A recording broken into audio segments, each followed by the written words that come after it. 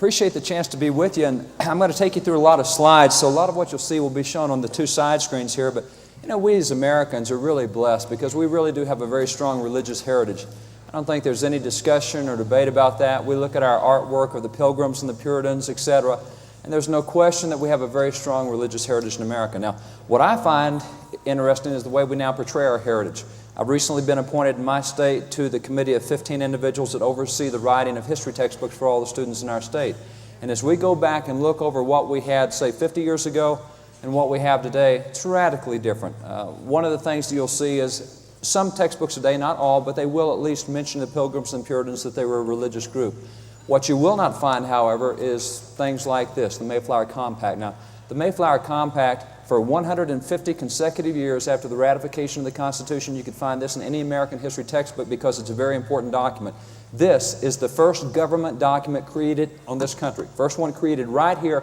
And what's significant about it is its content. Now, it's 2 paragraphs long, it's 200 words long, but we haven't been able to find this in a history textbook in nearly 50 years. I wonder why it's disappeared. It's real easy. You know what the Mayflower Compact says? It says those people came here to propagate the gospel of the Lord Jesus Christ. That was their goal, and that's what they were going to pursue in America. Now, the problem with that is we're talking about a government document here with a lot of evangelical language in it. And most people today are willing to concede that religion's okay if you keep it in private. Keep it at home or keep it at church, but let's not get in the public market with this. You don't want it at school, you don't want it in the courthouse, you don't want it in the public arena. And therefore, those aspects of our heritage that are religious and also show public religious expression, we pretty much ignore today. And this is a good example of the Mayflower Compact. You'll also find that we have a lot of debate today even over our holidays. And there's no question that holidays like Thanksgiving and Christmas, that these are religious holidays. There's also no question that they now end up in courts. And so we don't have Thanksgiving anymore. We've got fall break in our schools. We don't have Christmas. We have winter break. We don't have Easter. We have spring break. We've got all these things because we don't want to talk about our religious heritage. And on top of that, most people don't even realize that for 150 years in America's history, again, after the ratification of the Constitution, the 4th of July was even considered a religious holiday. If you look at our government proclamations on that day, it was a day when we said, people of America, we need to stop and thank God Almighty for what He has done in this nation, that He's raised this nation up to propagate the gospel across the world. The 4th of July was considered a religious holiday for 150 years in America. You see, even in previous generations, we fully expected our military and our political leaders to be highly religious. You've probably seen lots of pictures of George Washington kneeling in prayer, and the reason you've seen so many of them is there is so much evidence to that. You have so many eyewitness testimonies of people like General Henry Knox and people like General John Marshall and people like General Marquis de Lafayette. You've got the eyewitness testimony of all sorts of congressional leaders, Charles Thompson, etc. You've got the testimony of his own children, his own family, his own ministers. There's so much out there. And isn't it interesting that today George Washington's become one of our leading deist founding fathers? Well, he didn't even believe in God. He wasn't religious. Now, why that? Well, you find that has a great impact on public policy. You see, you wouldn't really want it to appear that someone with the credibility of George Washington might actually endorse public religious expressions. So what we do is make him into a non-religious individual. And you see, this affects our policy very much. The portrayal of our history affects what we have right now as current public policy. Now, there's no question that we have a strong religious heritage in our background, that it's not just a private religious heritage, it's a public religious heritage. But there's no question that our policies no longer reflect that today, just as our textbooks do not. Now, I don't say that lightly. We're very involved in the legal arena. We've been involved in several cases at the U.S. Supreme Court. I want to share with you a few recent federal court cases showing how we've kind of changed our policies to reflect now what we show or don't show in our textbooks. This federal court case is called Warsaw versus Tehachapi. It comes from a federal court in California. This federal court ruled that it violates our form of government, violates the U.S. Constitution for a cemetery to have a cross in the cemetery. Simply having a cross in the cemetery is way too much public religious expression. Let's not get this out in public where people can see it. And then we've got things like this one. This is called Brittany K. Settle versus Dixon County School Board. This was settled at the U.S. Supreme Court earlier this year. This case came out of Dixon County, Tennessee, where the Brittany K. Settle, a sophomore in high school, was given the same assignment everyone else in her English class received, and that is write a research paper. Don't care what you write about, but use 4 sources. Now, given that latitude to choose their topic, a lot of kids chose spiritual topics, albeit not Christian topics. One student wrote about reincarnation, one student wrote about the occult, one student wrote about spiritualism, but Brittany K. Settle decides she's going to write about the life and times of Jesus Christ. For choosing that topic, she was awarded a 0, and it was upheld all the way to the U.S. Supreme Court. Write about anything else you want to, but writing about Jesus in public school, boy, that's too much religious expression. And then there's cases like this one. This is called Ingebretson versus Jackson Public Schools. This came out of Mississippi. Senator Roger Wicker of Mississippi, who is now a freshman U.S. congressman, said, you know, the courts have given us so many goofy rulings that the kids in our state are confused. They don't even know if it's okay to pray if they want to pray. I mean, they don't even know that student-initiated voluntary prayer is permissible, and we need to clarify that for them. So they passed this state law in Mississippi to clarify for teachers and superintendents and all the kids that if a student wants to pray, a student can pray. Voluntary student-initiated prayer is absolutely constitutional. Well, obviously, someone didn't agree with that because it did end up in court. And on January the 10th this year, the 5th Federal Circuit Court of Appeals handed down their decision and said, no, they said, you've got this all wrong. They said student-initiated voluntary prayer is not constitutional. A student can't pray if a student wants to pray. They said, as a matter of fact, we will permit a student to pray in only one setting, and that is high school graduation. And the court said, now the reason for this is very simple. They said high school graduation is a once-in-a-lifetime event. And since prayer is also a once-in-a-lifetime event, it goes together real well with the high school graduation. Federal court case. And then you've got this case, which is called Jane Doe versus Santa Fe Independent School District, which also dealt with whether kids could pray at school. Could they have graduation prayers? And this court said graduation prayers, absolutely fine. No trouble with that, as long as you pray the right way. I'll just read to you out of the court case. It says, this court will allow prayer if it's a typical non-denominational prayer. The prayer can refer to God or the Almighty, but the prayer must not refer to Jesus. And make no mistake, this court is going to have a United States Marshal in attendance at graduation. If any student offends this court and mentions Jesus in a prayer, that student will be summarily arrested and will face 6 months incarceration. Anyone who violates these orders is going to wish that he or she had died as a child when this court gets through with it. Don't you just love free speech? 6 months in jail for mentioning Jesus in a public prayer. Now, I could show you hundreds of cases like this, but what's the basis to all these cases? Without exception, they all are built on the same foundation. They say, you know, we're doing this because our history demands it. This is simply our heritage. What we're doing in this case is exactly what our founding fathers wanted when they gave us the First Amendment of the Constitution. We're just following our history. Now, every time I hear that statement that we're following our history, I'm reminded of a statement made by President Woodrow Wilson. President Wilson was himself a historian, and this is what he declared. He said, a nation which does not remember what it was yesterday does not know what it is today, nor what it's trying to do. He said, we're trying to do a futile thing if we don't know where we've come from or what we've been about. And this really is the difficulty we have today. We don't even know our own heritage, particularly in this religious arena. You see, 50 years ago, we were talking about people in our textbooks like this man. His name is Gouverneur Morris, and that's a name and a face that unfortunately few people recognize today, but he's a very important founding father. He is the final man to sign the Constitution of the United States. That's his signature across the bottom. You see it there at the bottom. And furthermore, Gouverneur Morris, and I'm going to point him out on the screen. I hope you'll see it on the side screens. Can you see me pointing this guy out on the side screens? Okay, that guy right there is Gouverneur Morris. He is the most active member of the Constitutional Convention. He spoke on the floor of the convention 173 times. That was more than any other founder. Now here you've got the most active founding father of the Constitutional Convention. You've got the final founding father to sign the Constitution, and today nobody knows his name or his face, but I guarantee you will recognize his handiwork. Do you know that Gouverneur Morris is the man who physically wrote the Constitution of the United States? That's his handwriting you look at. He is the penman of the Constitution. And doesn't it make just a little bit of sense that the guy who wrote the Constitution might understand the intent for the Constitution? I mean, maybe that's a stretch, but it certainly seems to make sense. But why is it nobody ever hears about Gouverneur Morris today? And he's the guy who penned this thing. Well, when it comes to faith in Jesus Christ, when it comes to public religious expression, religious activities in general, Gouverneur Morris, like so many other of those founding fathers, is absolutely politically incorrect. Now, I've got to stop here to point something out. I read a Supreme Court case recently where one of the justices said, 200 years ago is a long time. We really can't be sure what these guys wanted 200 years ago. Now, if you've never heard that time clouds intent, you'll hear it. And when you hear it, you reject it. That's absolute nonsense. If you will simply go down to the public library, and when you get there, you start looking for the writings of George Washington, get there and count those volumes. 1, 2, 3, 4, 5 volumes, 6, 7, 9 volumes, 10, 11, 97 volumes of the personal writings of George Washington. Now, that's a man with an opinion on every subject under the sun. And you see, and that's characteristic of the other founding fathers. 250 founding fathers.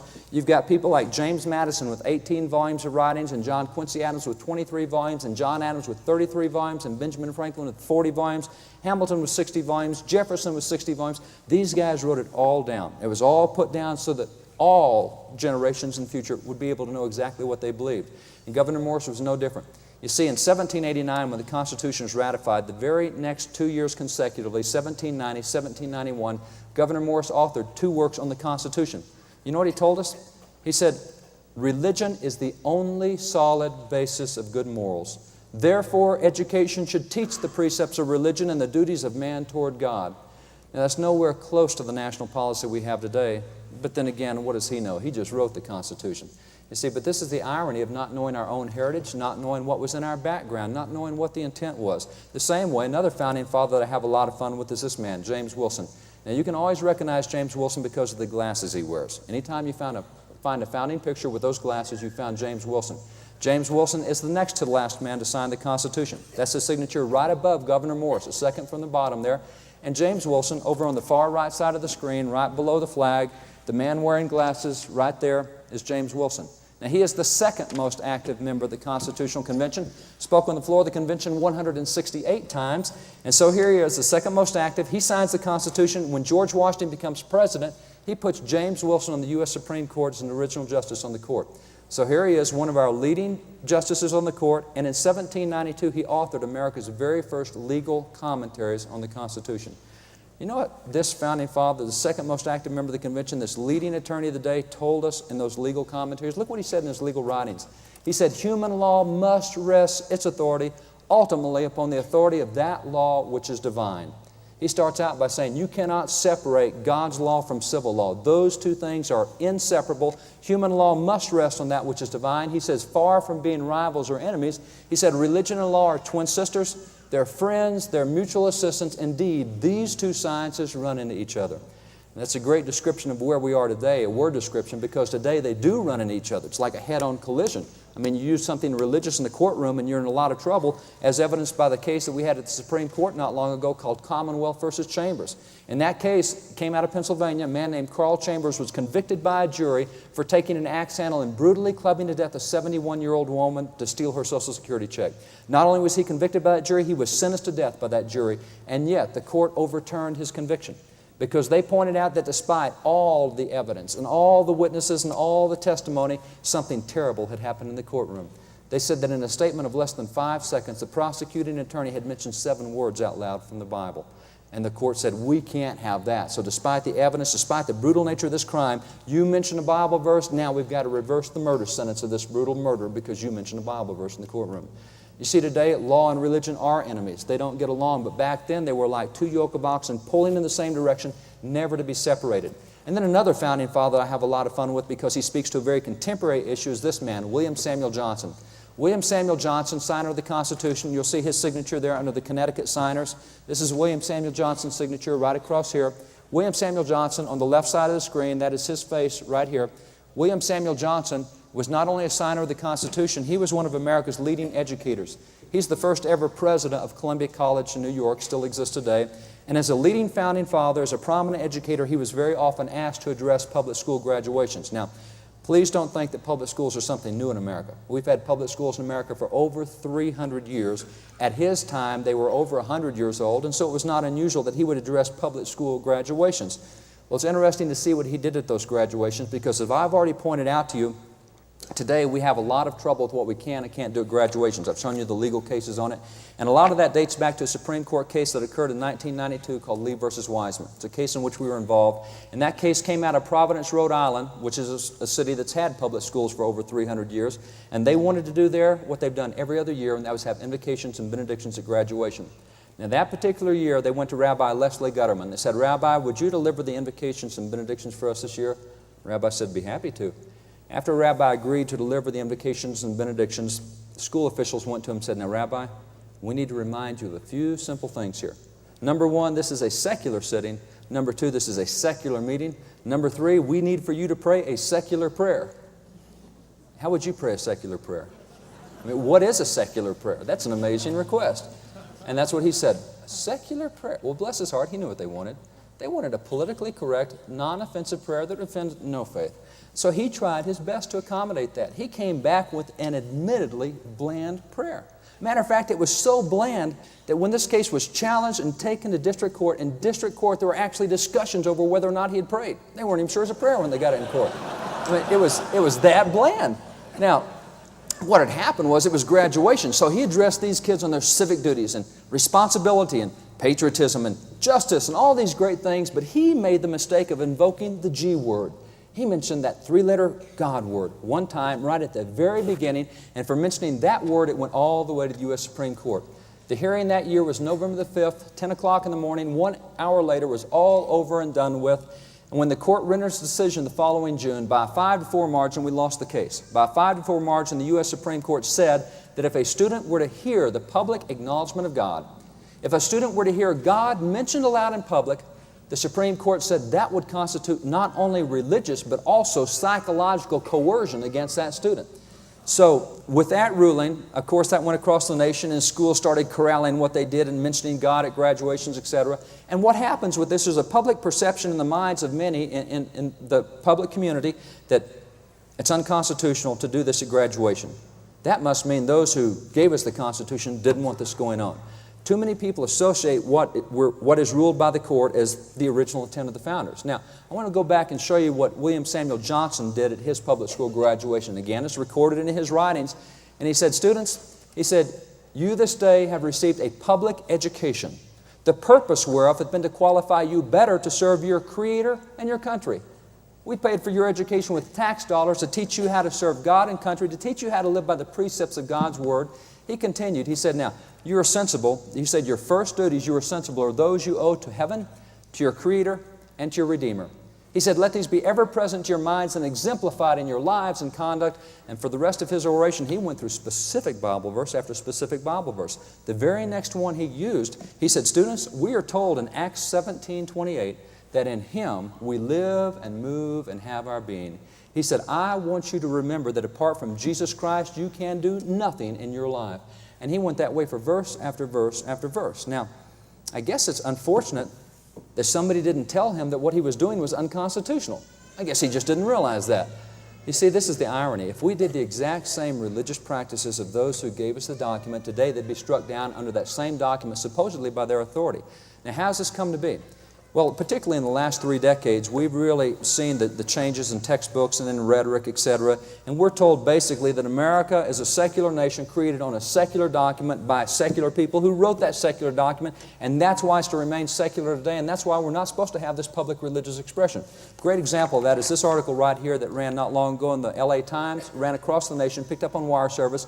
It's by Stephen Morris. It's called The Founding Fathers Were Not Christians, and it's a big emphasis on the word not. And that's the point he makes. He said, look, we have here, the guys who founded this nation were atheists, agnostics, deists. They didn't even believe in God. The document they gave us reflected that. That's why we're a secular nation, and that's why we're not supposed to have this public religious expression today.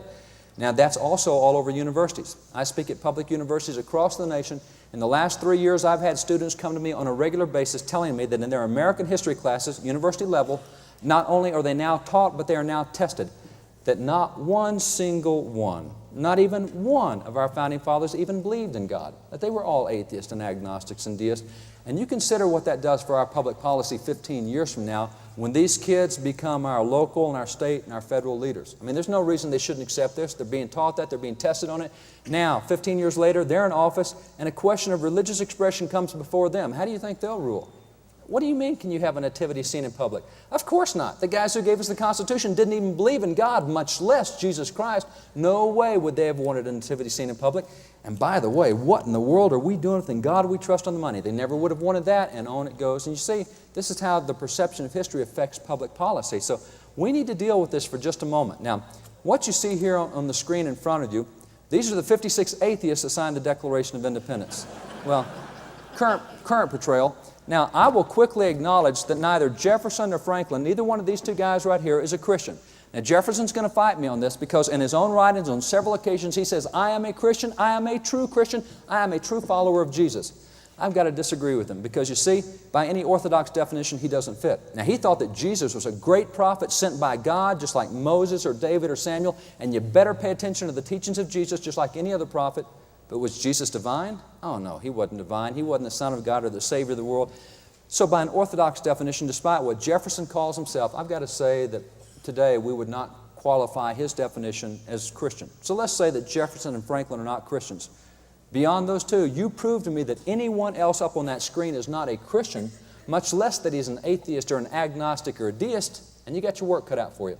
Let's start over here on the right side of the screen. Now, you see this founding father right there seated above the table? That atheist founding father right there is the Reverend Dr. John Witherspoon. Minister in Congress. You know, that sends a lot of people through the roof today to imagine a minister sitting in Congress. That's the way it was back then. As a matter of fact, of the 56 individuals who signed the Declaration of Independence, 27 had seminary degrees. That's not bad for a bunch of atheists to have seminary degrees. That's fairly impressive. I mean, that's like saying the U.S. Congress today is made up of half pastors. That'd blow our mind, but that's the way it was back then. Well, the Reverend Dr. Witherspoon here is responsible for 2 American translations of the Bible. This tall guy on the right here, Charles Thompson, also responsible for an American translation of the Bible, Thompson's Bible. Over here, this man, right below the guy with the hat, this man is Benjamin Rush. He's the founder of America's original Bible Society. This man right here off the elbow of John Adams, his name is Francis Hopkinson. Now, he's a church music director. He's a choir leader. He authored America's first purely American hymn book. He took the 150 Psalms and set them all to music so we could sing the Psalms like David sung the Psalms. And then over here, this man on the far right, now this man is Thomas McKean. He's the Chief Justice of the Supreme Court of of Pennsylvania. He's the Governor of Delaware and the Chief Justice of the Supreme Court of Pennsylvania. Served in 2 states at the same time. Now, in the Chief Justice of the Supreme Court of Pennsylvania, a number of cases came before him, a number of jury decisions came before him, a number of jury sentences came before him. And if an individual in his courtroom was sentenced to death by a jury, there's a practice that he did. And you can find this in the law library. Go to the public law library. Any county has it. Get out the cases and look at what Thomas McKean did in his courtroom. Now, 1778 is a great example. There's a case called Respublica versus John Roberts. In that case, the jury found John Roberts guilty of treason, and the jury sentenced John Roberts to death for that treason. So Chief Justice McKean in his courtroom reads this. He said, He says, the jury has found you guilty of treason. The jury has sentenced you to be executed for that treason. He folded it up. He set it down. He said, John Roberts, he said, with this sentence, this means that you have very few days left to you upon this earth. He said, it behooves you, therefore, in this period of time, to make peace with your Maker. You need to find a remission of your sins through the shed blood of the Lord Jesus Christ. You need to call for someone who can lead you to that relationship with Jesus, whether it be a minister or a friend or just a sacred Word of God. He said, you're about to launch out into eternity, and you're not prepared to meet God. So let's work on that right now. Now, I have always found it impressive that you can get an atheist to deliver an altar call in a courtroom. I mean, that just never ceases to amaze me.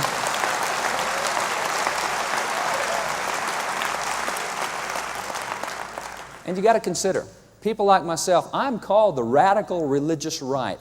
And quite frankly, I don't know that I've got the guts to deliver an altar call from behind the bench of a courtroom. Now, if I'm the radical religious right and I don't have the courage to do that, what's that make them who had the courage to do it and who did it on a regular basis? You see, this is public records. This is what's still in our law libraries, but again, we just hear nothing of this side of our heritage or our history. Now, you have the same amount of fun when you get over to the 55 atheists at the Constitutional Convention. I mean, that's the same amount of fun. We can start right over here with this man. This is Abraham Baldwin. He's the founder of the University of Georgia, but he's America's youngest theologian. For 7 years, he was a chaplain in the American Revolution. At the age of 23, he received a professorship of divinity at Yale University. Right here, this man with his arm outstretched is Charles Kurtzworth Pinckney. This man right here, bending over the table, is John Langdon.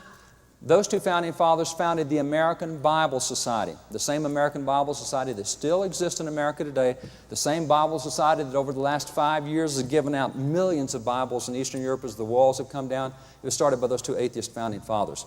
And by the way, it was not just him. You also have this one right here, Rufus King, who is an original manager of the American Bible Society. And then you have people here like James McHenry, who's the founder of the Baltimore Bible Society. Only today we call it the Maryland Bible Society. I keep going through the names, but these individuals, our founding fathers, founded 121 different Bible societies in America. It's not bad for a bunch of atheists to found so many Bible societies. And then you've got people here like Roger Sherman right here. You got over here John Dickinson. You have Jacob Broom, all considered leading theologians of the day, wrote large doctrinal treatises on the leading tenets of Christianity. I keep going through name after name, face after face. I can show you their own works, their own handwriting, their own declarations. And we don't even have to take it from the founders forward. Let's go from the present back. I've told you that the American Bible Society was started by these guys, but let's look at other societies we have today that we enjoy, other activities, organizations that we as Christians participate in. Let's take Sunday school. Now, where did Sunday school get started in America?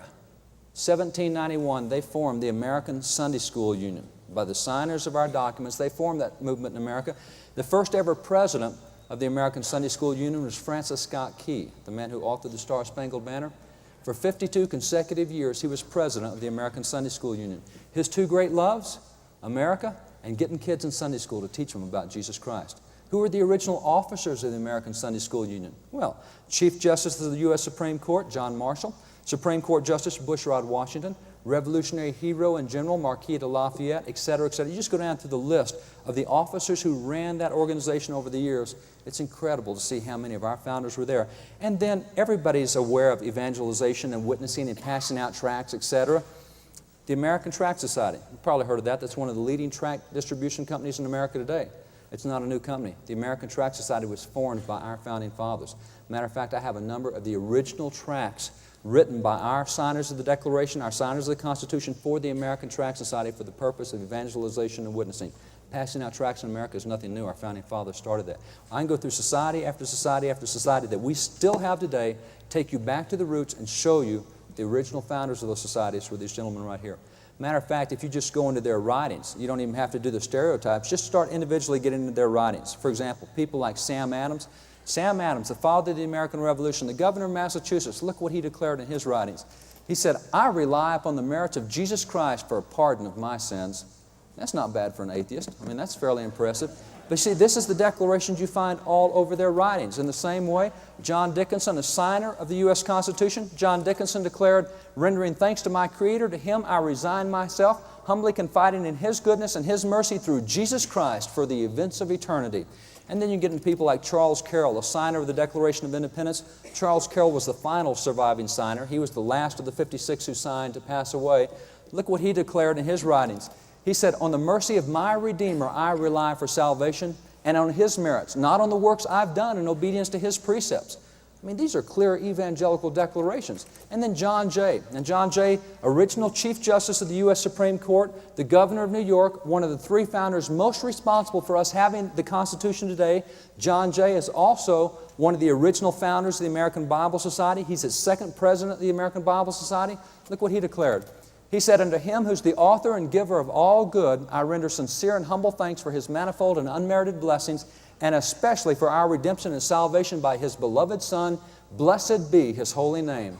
And on it goes, declaration after. And these guys are supposed to be atheists and agnostics and deists. It's just that we haven't seen their writings. And these are available in public libraries. But when's the last time any one of us have taken the time to sit down and read it, or to even check what our kids are being taught in our textbooks? I think one of the best overall depictions of the religious nature of the Founding Fathers is a painting that was commissioned in 1848. That painting was commissioned based on the writings of the Founding Fathers on what they said happened on the morning of September the 7th, 1774. Now, if you want to know what that morning was, you go to the public library, you get out the official records of Congress, you open it up and you read it, and you'll find that September the 7th, 1774 is the original U.S. Congress. We're just beginning the U.S. Congress. And as you read in the official records, you'll notice that they opened with prayer. And as you continue reading, you'll kind of say, you know, that's not a dinky little prayer. That's serious prayer they had. And that's why so many of them wrote about it. Because according to the historical records, the opening prayer in Congress lasted for 3 hours. Now, may I point out, that's not bad to get atheists to pray for 3 hours.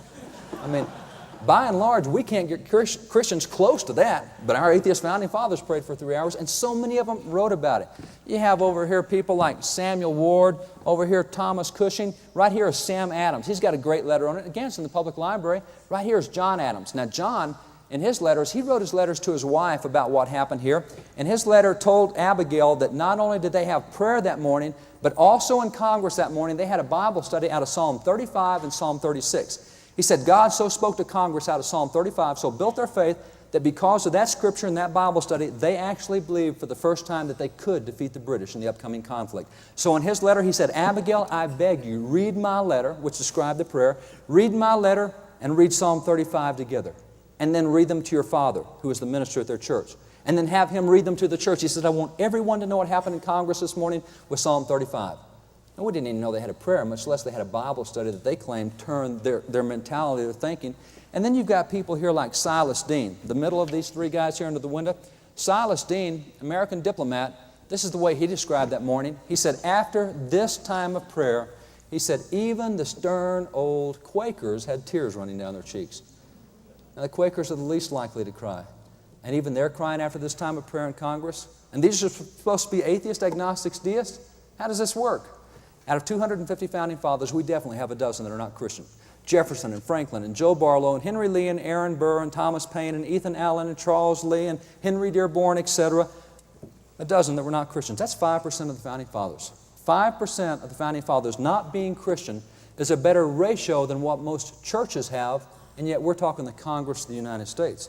But what happens is articles like this that I mentioned earlier, he says, the founders weren't Christians. Why, you've got Franklin and Thomas Paine and Jefferson, and he goes through the dozen that aren't Christians and says, see, they're all like this.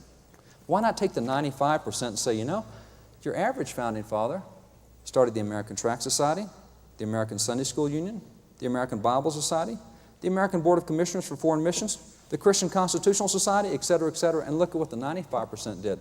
You see, that's the difficulty. And even that picture I showed you of the signer of the Declaration of Independence, by and large today, 56 individuals up there, who do we recognize immediately? Jefferson and Franklin, the two non-religious ones. Can't find the others. Where's Richard Henry Lee? Where's Elbridge Gerry? Where's Stephen Hopkins? Where's all the other 54 that signed that we know nothing about? You see, today all we know is the non-religious ones. We've never heard of the others. And that's so different from our heritage. And, you know, even if you don't buy what I've shown you historically, even if you don't buy into the thing that, well, I just don't think our founders were very religious, well, you would certainly have to talk about this man, Ben Franklin. Because everybody on any side of the debate agrees that Franklin is one of our least religious founding fathers. Now, I don't dispute that. I agree with that. There's no way I'm going to argue with that because it's the truth. Franklin's one of our least religious founding fathers. Now, Franklin is an interesting individual. You'll see him seated here at the Constitutional Convention in this light gray suit. And by the way, you see that cane that he has right there? Now, that cane is not for show. Bless his heart, at this time he's 81 years old. He is by far America's elder statesman at this gathering. And that cane he really needs. His body's kind of coming apart. And I know that 81 doesn't sound particularly old today, but let's put it in context. You know what the average lifespan was in America at that time? Average lifespan in America at that time was 35 years old. Now here sits Franklin at 81 years old. His body is falling to pieces. As a matter of fact, if you ever get the opportunity to go to Independence Hall in Philadelphia, go next door to Franklin Court. And at Franklin Court, you'll find the early form of a wheelchair that they built to get him on and off the floor of the convention. Took two guys hauling him in and out every day because his body just wasn't working right. But his brain's all together. He's brilliant. I mean, this guy's a scientist. He's an inventor. Do you know that Franklin's the guy who came up with the idea of daylight savings time? I mean, so many of Franklin's ideas are still part of our society today. And yet Franklin is one of the most distinguished of our founding fathers because there are only 6 of our founding fathers who signed both the Constitution and the Declaration of Independence. In this room, 1787, Franklin signed the Constitution of the United States. But 11 years earlier, in that identical room, Franklin signed the Declaration of Independence, which means Franklin was in all those Congresses that had all that prayer back at the beginning. Now, I want to show you part of a speech that he delivered on Thursday, June 28, 1787. If you've never read the speech, you should read it. It's at the public library. It's in the writings of Ben Franklin. It's in the writings of James Madison. And it's in the official records of the convention. Now, you've got this great speech by Franklin, and I'm going to show you part of it, but I want you to remember, he's the least religious of our founding fathers. And what did Franklin say on that day? He said, gentlemen, he said, in the beginning of the contest with Great Britain, when we were sensible of danger, we had daily prayer in this room for divine protection. He said, our prayers, sir, were heard, and they were graciously answered. All of us engaged in the struggle must have observed frequent instances of a superintending providence in our favor. And have we now forgotten this powerful friend?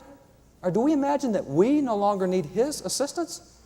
He said, I have lived, sir, a long time, and the longer I live, the more convincing proofs I see of this truth, that God governs in the affairs of men. He said, if a sparrow cannot fall to the ground without his notice, is it probable that an empire can rise without his aid? We've been assured in the sacred writings that except the Lord build the house, they labor in vain that build it.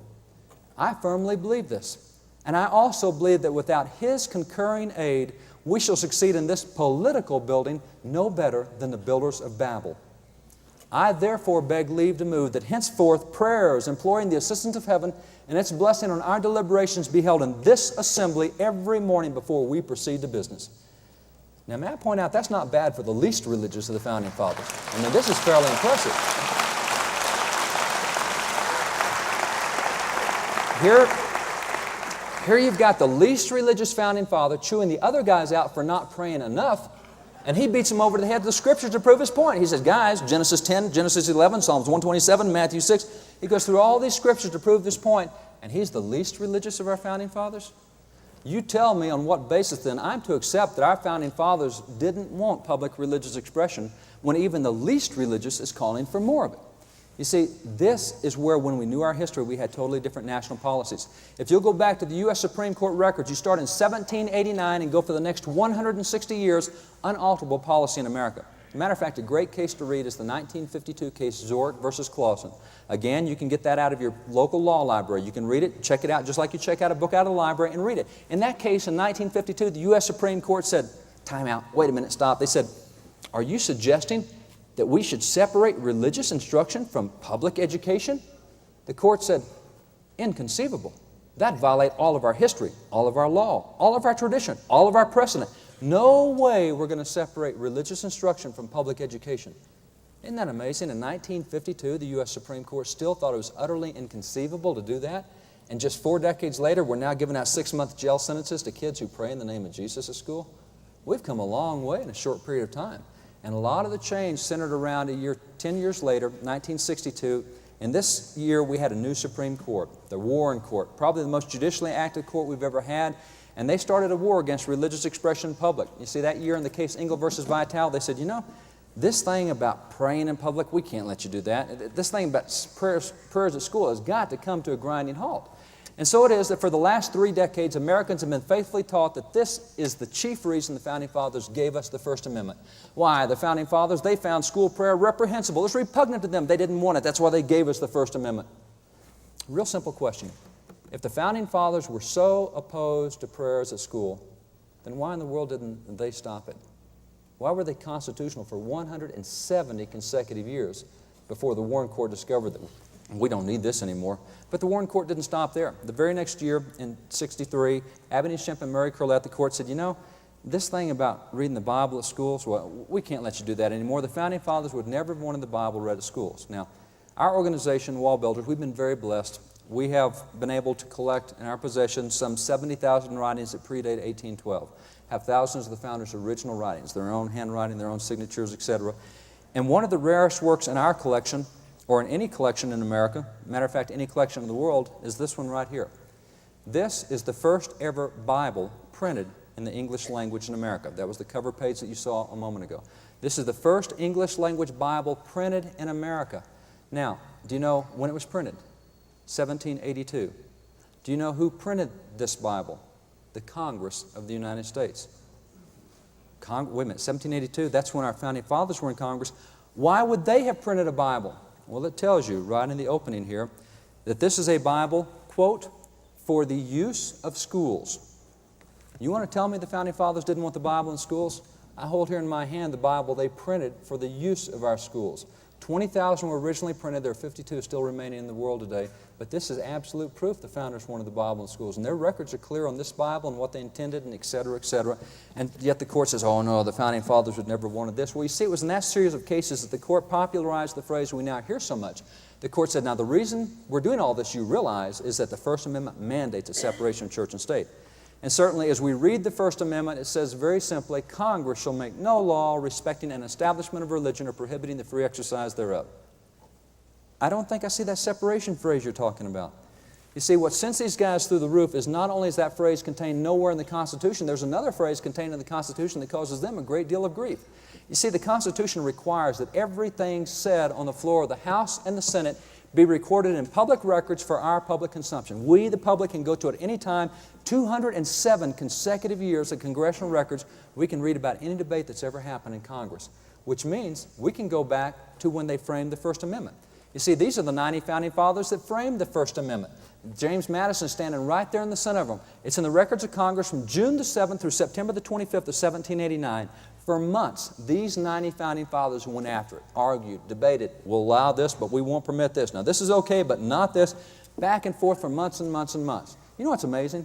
In the entire discussion framing the First Amendment, and again, that's the amendment the court says means separation of church and state, in months of discussions on the First Amendment by the 90 founding fathers who gave us that amendment, not even one, not one single one of those 90 founding fathers ever even mentioned the phrase separation of church and state in months of discussions. It does seem like if that had been their intent for the First Amendment, somebody would have said something about it. The phrase doesn't appear one time. What was their intent? Well, you'll find that when they reached August, they had come to a consensus, particularly August the 15th, 1789, James Madison summed it up. He said, what we want in America is we want here what we couldn't have in Great Britain. You see, we don't want the situation where that the federal government make us all one denomination. We don't want to all be Catholics or Anglicans or anything else. We want our ability to choose our own denominations. And that's why the First Amendment says that Congress shall make no law respecting that establishment. We can't have an establishment of religion set up by Congress. We can't all be Anglicans or Catholics, whatever the federal government wants. That's the intent of the First Amendment. James Madison said it was to prevent the establishment of a single national denomination. Now that's their concept of church and state, separation of church and state. We all agree with that. But to say that that means you can't have Bible readings in public or cross in the cemetery, etc., nonsense. Not even Franklin would have gone for that interpretation. And you've got to admit, it's a pretty strange interpretation whereby the actual wording of the First Amendment, which says Congress shall make no law, is now interpreted to mean the same thing as a rabbi mentioning God or a student mentioning Jesus in a prayer. You want to tell me what kind of interpretation it takes so that Congress means the same thing as a minister or a student, and that making any law is the same thing as saying God or praying a prayer? That's a pretty strange interpretation, even if you know nothing of the history, to read what we have in the Constitution today and look at the interpretations we have so far from what the Founding Fathers intended. You see, we've absolutely reached the point of the absurd. And we knew that particularly one year where the 3 cases came to the court that year on the same issue, and the issue was simple. Can kids see this while they're at school? Now, you recognize that immediately as the 10 Commandments, but I'll point out to you, at least in my experience, if I want to find a copy of the 10 Commandments hanging somewhere, I don't go to a church. I have addressed literally hundreds and hundreds and hundreds of churches in which I've spoken. I've only found 3 churches that have the 10 Commandments hanging. If I want to find a copy of the 10 Commandments, I head straight for a government building. I go to a courthouse or a legislature. I just go to the U.S. Supreme Court in Washington, D.C. Engraved in stone, 2 separate locations are depictions of the 10 Commandments. Now, why is it the 10 Commandments hang in the government buildings and not the religious ones? Because even from a secular view of history, the 10 Commandments have formed the basis of civil law in the Western world for 10,000 years. And that's where we get our civil prohibitions against murder, theft, perjury, and that's why they hang in our courthouses. Now, we thought, surely, you're not going to tell us that these kids can't see what's hanging inside the U.S. Supreme Court. And the court said, well, actually we are. They said, do you realize that if the posted copies of the 10 Commandments were to have any effect at all, that it would be to induce the school children to read them? And if students were to read the 10 Commandments, they'd meditate on them. And if they were to meditate on them, they'd respect and obey them. And that would be unconstitutional. We can't have students obeying religious teachings at school. And what an amazing situation. Can you imagine what this does? We have 46 million young people currently attending public schools. This is now national policy for those 46 million young people. Oh, we can't let you see the 10 Commandments. You might obey them. So guess what? Kids don't see them. They don't obey them.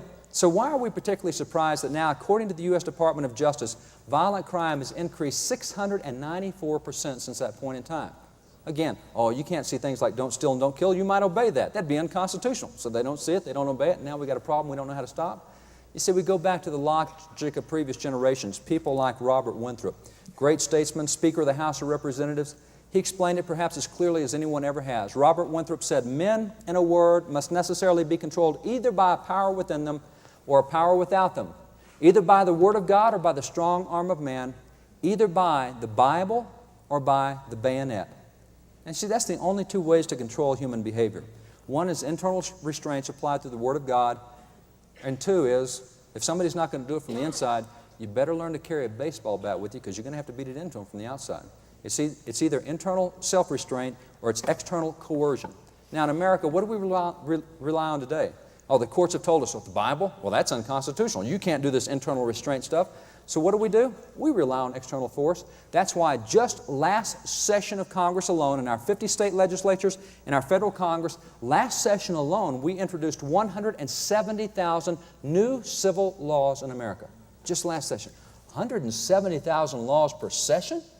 We're passing laws at an incredible rate, trying to make people act right, think right, speak right, behave right, do right. We're passing laws till we're blue in the face. It's not going to make a flip of difference, because if you can't handle the inside, you'll never handle the outside. You see, that's what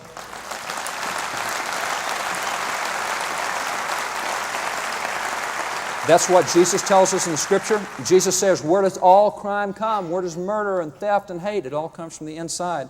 See, that's what the founders understood. That's why they did this. This was the textbook of our schools, given us by the Founding Fathers, published by the U.S. Congress.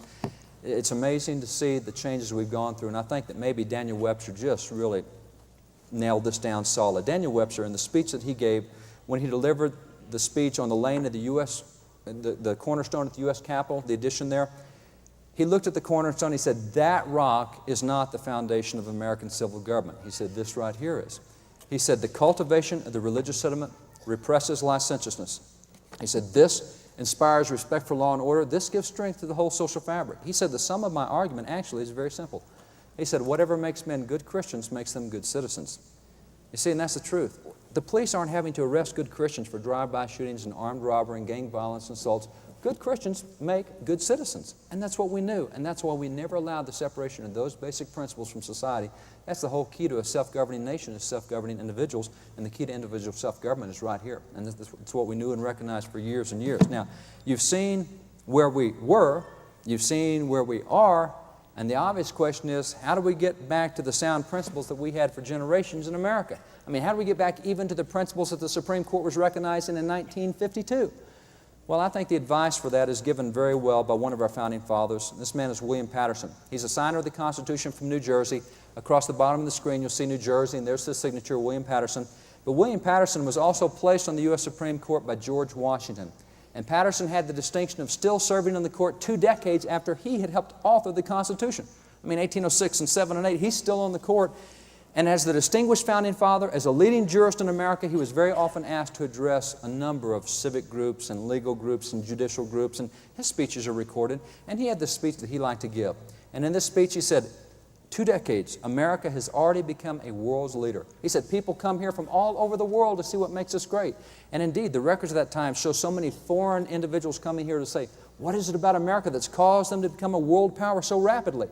Well, Patterson said, Constitution. He said, this document right here has helped us become a world's leader. And he was gratified and humbled by that, because he's one of the few guys who helped write that thing. But then he had this warning. He said, however, he said, as great as this document is, he says, this document will neither guarantee that America retains good government, nor will it guarantee that we have sound policies in America. He said, as good as this document is, it does not guarantee the future of America. He said, if at any time you ever couple bad leaders with this document, he said, this document's worthless in the hands of bad leaders. Now, let me show you how this works. Let's go back to that 1992 Supreme Court case, Lee versus Wiseman. Remember the case, can you have invocations, benedictions at a public graduation? Our arguments in that case were very simple. We did the historical arguments. We said, guys, here are the signers of the U.S. Constitution that prayed graduation prayers at public school graduations. Matter of fact, they didn't just pray prayers. Here's some of the sermons that they delivered at public school graduations. Matter of fact, it wasn't like they had trouble with religion in general, because here's the Bible they printed for the use of our schools, etc., etc. Went through the history. Well, we still lost the case, 5-4. And Justice Souter, who voted against us, in his concurring opinion, acknowledged the arguments. He said, well, we've seen here that the Founding Fathers participated in graduation prayers, that they condoned graduation prayers, they even advocated graduation prayers. Souter said, that just goes to prove the Founding Fathers didn't understand the Constitution.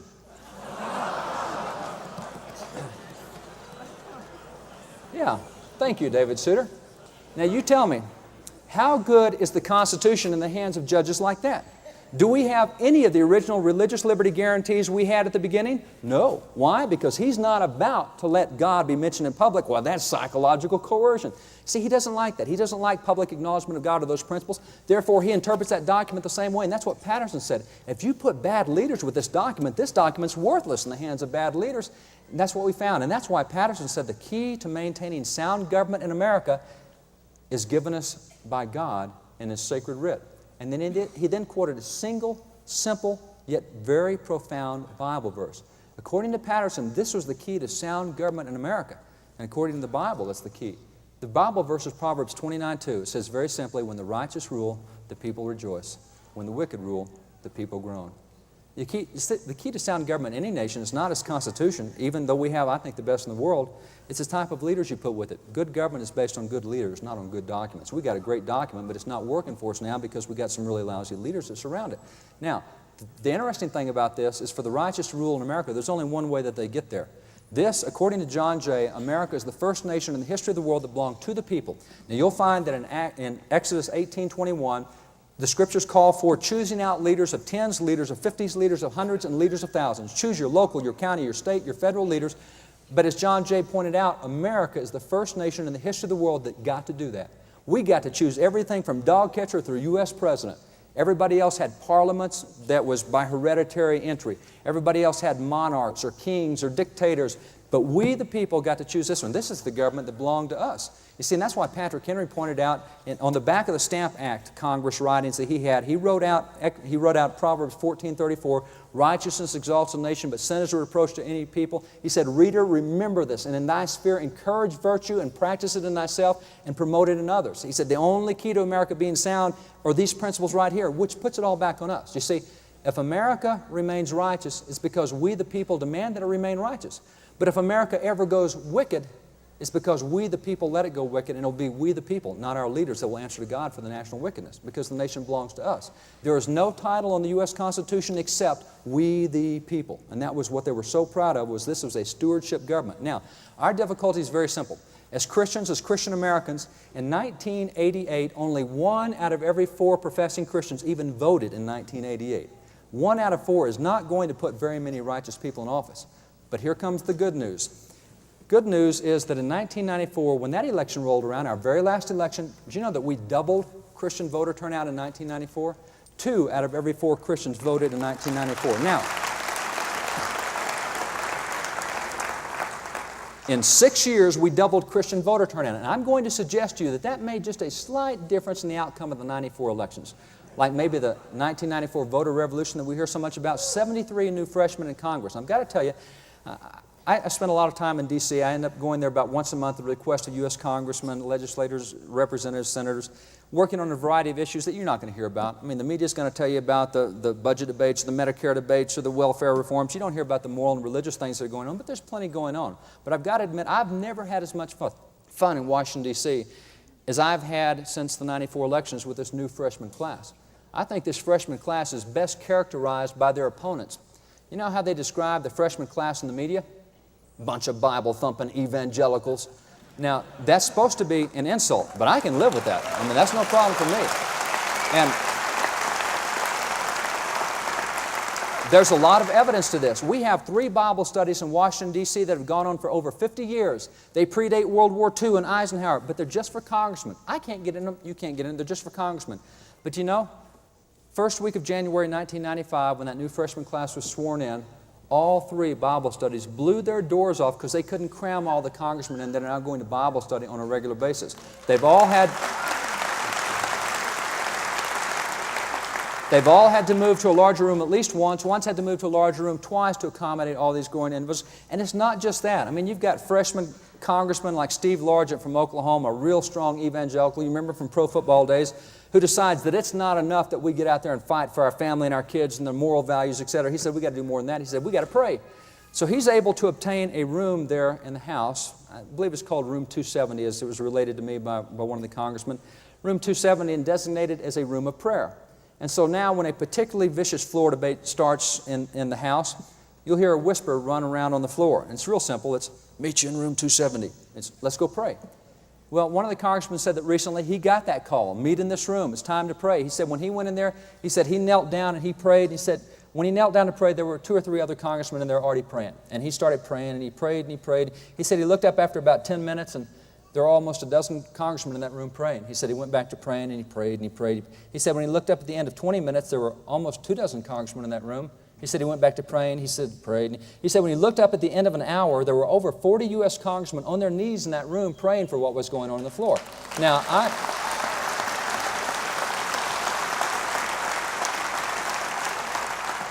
I would consider that good news, but I'll guarantee you haven't heard much about that. You also haven't heard the revolutions that have been going on in states. Take, for example, Oregon. So many Christians got involved in Oregon last election. There was such a dramatic change in the Oregon legislature that now, according to their Senate leader, he told me that Oregon legislature is now, for the first time in 40 years, after electing so many Christians to office, for the first time in 40 years, the Oregon legislature is now opening with daily prayer. They haven't done that in 40 years. You see, this kind of stuff is going on all over the nation. And do we need to stop and thank our congressman for this? Well, certainly. I mean, the Scripture says, withhold not good from those to whom it's due. These guys get plastered in the media. They would love a letter of encouragement every once in a while. But what we really need to recognize is they're there because we wanted something different. They're there because we, the people, said, you know, it's time to be salt and light and get back in this thing. I don't like the climate we've had there. And so we doubled our Christian voter turnout. Now, 50% is a lot better than it was, but it's still pretty lousy when you look at the overall thing. I mean, we got to get it well above that. And talking to Dick Armey recently, he said if we could get 2 more crops of evangelicals like we had last time, we could have Congress. We could do what we want to and get the right principles back in the right. But you see, whether that happens or not is not up to them. It's up to us. It's the kind of leaders that we choose, the kind of leaders that we put there. When the righteous rule, our choice, the people rejoice. When the wicked rule, the people groan. So it's totally in our hands. And I've shown you where we were, where we are, and how we get back to the principles that we had back then. It's in our hands. If we wanted to turn around, we can do it. And it's been going quite well. Don't stop this time. I mean, this thing has been growing over the last several years. We've got to keep this thing moving forward step by step. You see, that's what Deuteronomy 7:22 and Exodus 23 verses 29 and 30 tell us. God says, I will give it to you little by little. He said, but I will not give it to you all at once because it will overwhelm you. And this is what we've seen in the last 6 to 8 years. Little by little, we're starting to take this thing back. If you're counting on one election to turn America around, it'll never happen.